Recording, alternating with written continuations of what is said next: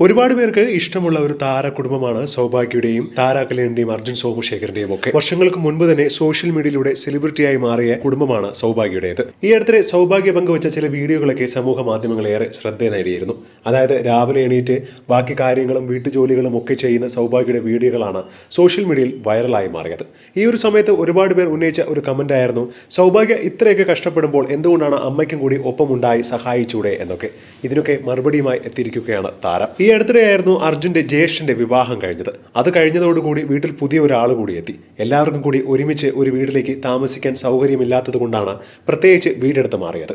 ഇപ്പോൾ ഞങ്ങൾ വാടക വീട്ടിലാണ് താമസിക്കുന്നത്. ഭർത്താവിന്റെയും അമ്മയുടെയും മരണശേഷം താര കല്യാൺ ഇപ്പോൾ ഒറ്റയ്ക്ക് മാറി താമസിക്കുകയാണ്. അമ്മ എന്തുകൊണ്ട് തങ്ങൾക്കൊപ്പം വന്ന് താമസിക്കുന്നില്ല എന്നതിന്റെ മറുപടിയാണ് ഇപ്പോൾ സൗഭാഗ്യ പറയുന്നത്. സ്വാതന്ത്ര്യത്തിൽ ജീവിക്കാൻ ആഗ്രഹിക്കുന്ന വ്യക്തിയാണ് തന്റെ അമ്മയും അമ്മൂമ്മയും ഒക്കെ. അമ്മൂമ്മയും ഇങ്ങനെ തന്നെയായിരുന്നു ജീവിച്ചത്.